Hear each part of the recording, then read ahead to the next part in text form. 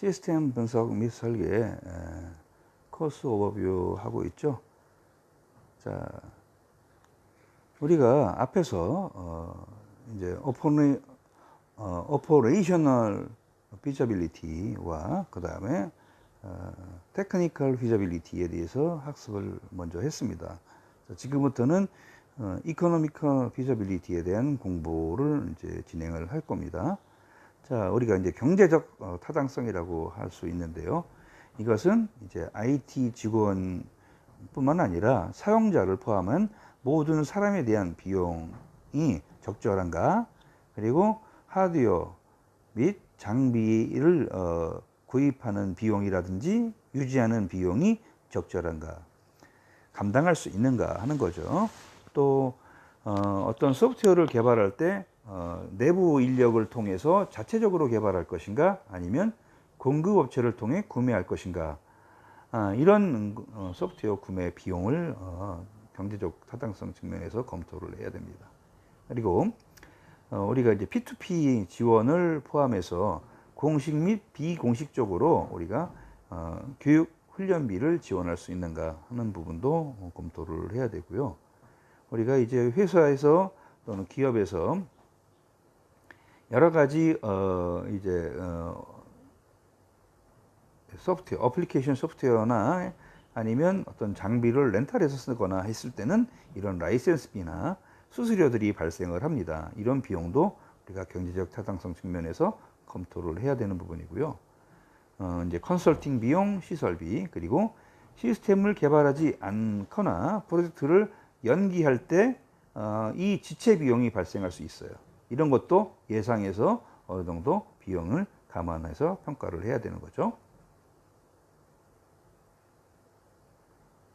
자, 이런 경제적 타당성 측면에서 우리가 파악해야 되는 이익은 두 가지로 나눠서 우리가 판단을 합니다. 하나는 이제 실질적인 이익이고요. 즉 유형의 이익이라고 얘기할 수가 있겠죠. 다른 하나는 무형의 이익입니다.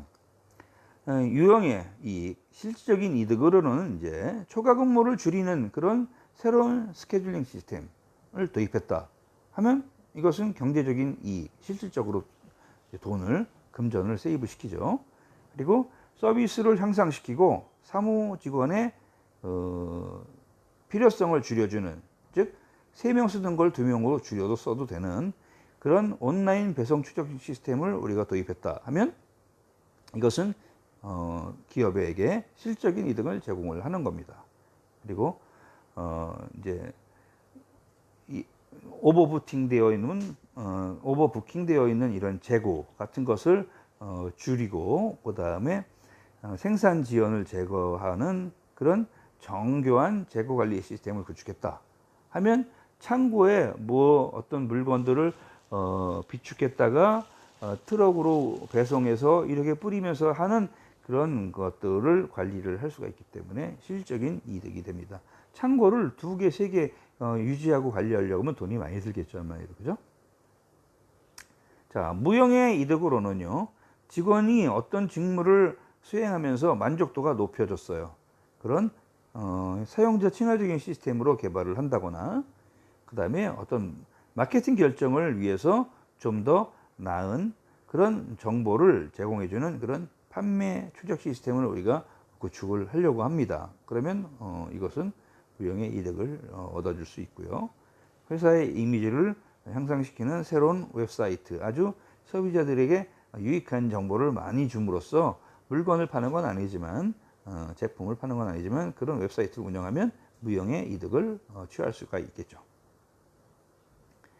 그 다음에 이제 일정, 즉 스케줄 피저빌리티예요. 일정 계획상에서의 어떤 타당성인데요. 회사 또는 IT 팀이 어떤 일정 계획을 실현 가능성이 있는 그런 일정 계획으로 유지를 해서 전체적으로 일정대로 개발 계획을 수행하는데 필요한 여러 가지 요소들을 통제할 수 있는가에 대한 그런 질문을 갖고 있는 겁니다. 그래서 경영진이 이 프로젝트에 대한 확고한 일정을 정했는지도 알아야 돼요. 이게 12월부터 내년 6월까지 완료하기로 이렇게 하면 좋아. 그때까지 모든 걸 다 지원해 줄게. 이런 의사를 보여야 한다는 거죠. 시스템 개발 중에 어떤 조건을 충족합니까?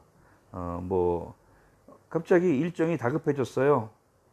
그래서 한 달 줄여서 개발해야 돼요. 이랬을 때 그 시스템 개발하는데 어떤 위험을 내포하게 되는 거냐, 그 위험을 감수할 수 있느냐 하는 것들을 우리가 감안을 해야 되고요.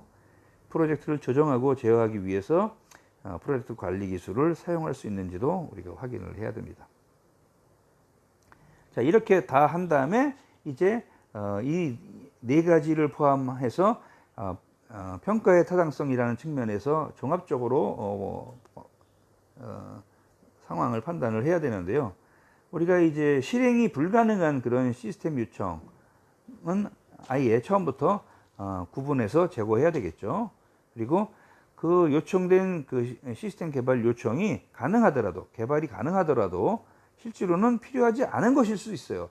우리는 개발할 수 있지만 그 사람한테 도움이 안 돼. 그럼 개발하지 말아야죠. 그죠?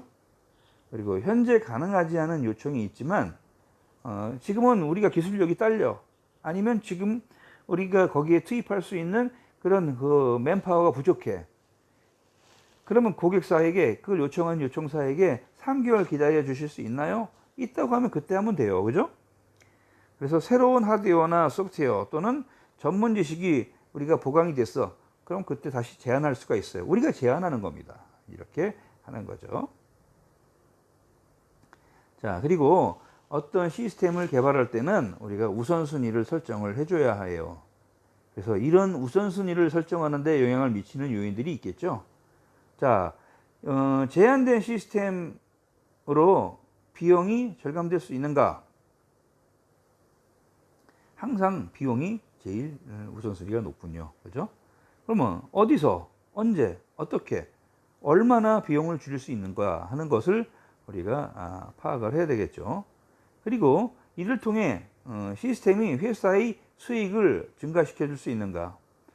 어떤 부분에서, 언제, 어떻게, 어떤 방법으로, 얼마나 수익을 증가시킬 수 있는가 하는 거예요.